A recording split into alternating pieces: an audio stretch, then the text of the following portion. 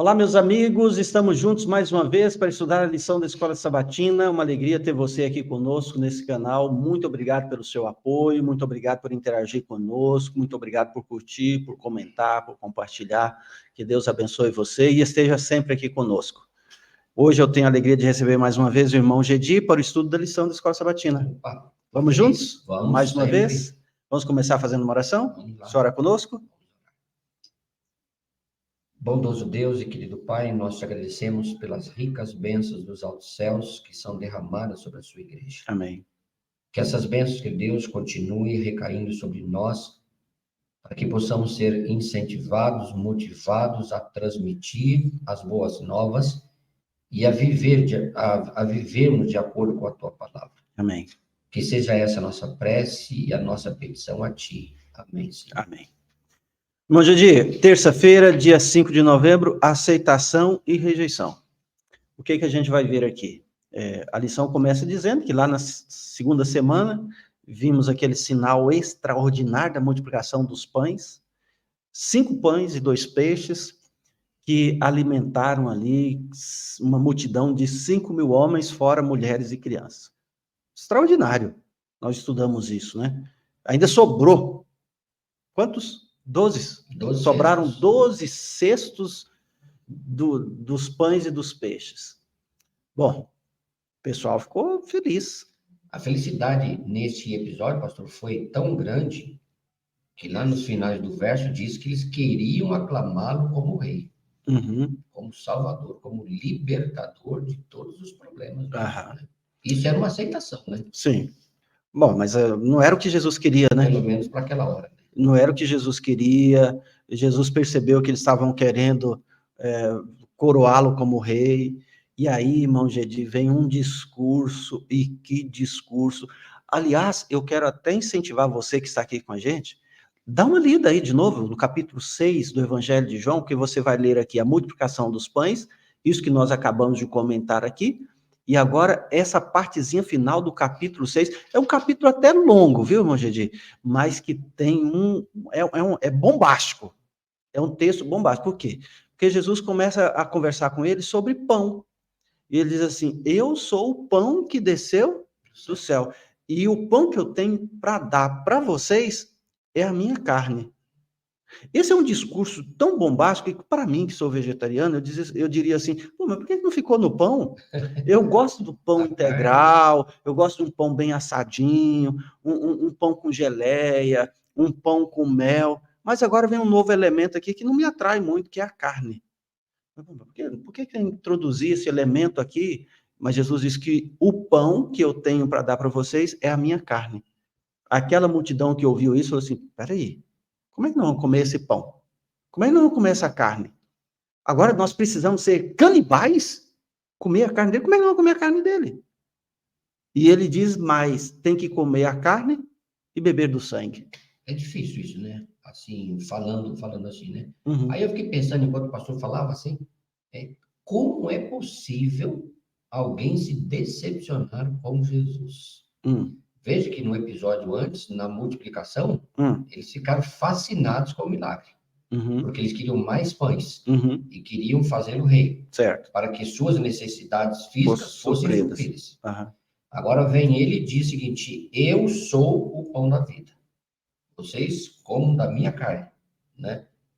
E o mesmo povo agora lá tentando aclamá-lo como rei, e agora ele começa a vê-lo de uma outra forma. Agora, a pergunta é: como é possível alguém que amou Jesus por algo que ele fez se decepcionar com ele, né? Então, e eles se decepcionam, e assim, irmão Gedi, não é só a multidão que se decepciona, que se escandalizam. O texto aqui de João 6 diz que os seus próprios discípulos, dura esse discurso, em quem é que pode suportar um negócio desse? Eles começam a pensar, e eles vão saindo, os seguidores de Jesus vão diminuindo.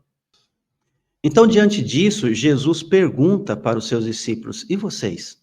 Por acaso vocês também querem me abandonar? E aí, mais uma vez, um personagem se destaca. Não é o assunto aqui, mas Pedro diz assim: Senhor, para quem nós iremos? Se nós te abandonarmos, para onde nós iremos? Para quem nós iremos? Porque o Senhor tem as palavras da vida eterna. E o interessante, pastor, é que os discípulos estavam com Cristo já há alguns anos.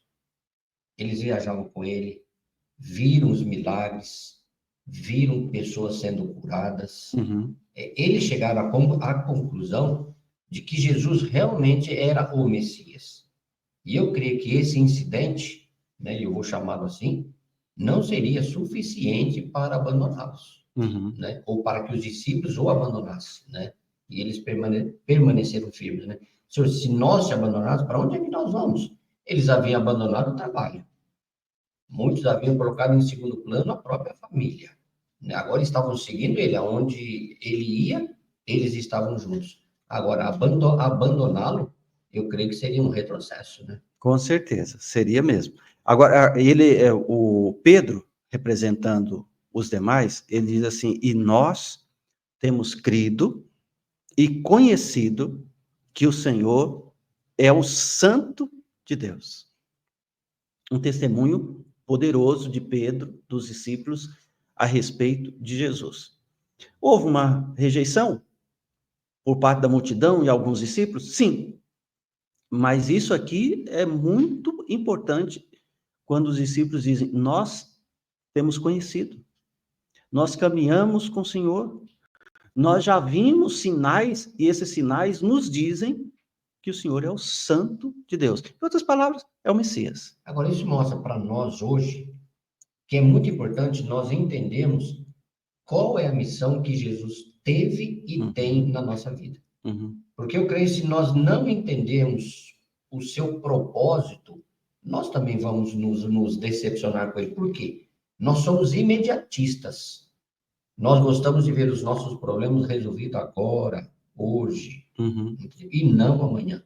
Sendo que muitas coisas que ele promete na vida eterna, ou seja, para amanhã. Muito bem. Eu quero destacar aqui, para a gente concluir o estudo de hoje, irmão Gedi, o que é esse comer a carne e beber o sangue de Jesus. Isso daqui, pode ser que algumas pessoas não tenham uma compreensão do que isso significa e se escandalizem, como muitos se escandalizaram. Mas comer a carne e beber do sangue de Jesus é se alimentar todos os dias da palavra. O próprio Pedro diz assim: tu tens as palavras da vida eterna. Nós vimos, nós ouvimos, nós temos conhecido. Nós precisamos nos alimentar todos os dias da palavra. E quando nós nos alimentamos, nos tornamos fortes. Há nutrição em nossa vida espiritual. E o resultado disso é vigor, é fé, é ânimo, é testemunho, é trabalho missionário. Mas tem muita gente comendo e ainda continua raquítico. Tem gente que só está engordando, como diz aí, enchendo a pança espiritual, não é? E não tem resultado nenhum. Alguns se tornam obesos. Tem muitos obesos espirituais, sabia? Come e retém. Não compartilha. Não tem coragem de dizer como Pedro: nós ouvimos, nós vimos, nós temos conhecido, nós sabemos, e o testemunho é esse. E às vezes, pastor, nós também poderemos estar comendo do alimento errado, né? Isopor, né? Mas o que ele está oferecendo aqui é nutritivo, é a palavra, é aquilo que fortalece. E eu creio que esta é a intenção do nosso estudo. O pão vivo que desceu do céu. A gente precisa comer esse pão, se a gente quiser ter a vida eterna. Bom, Gedi, foi um prazer ter aqui. Prazer é meu, pastor. Que Deus abençoe você. Um forte abraço. Até o nosso próximo encontro.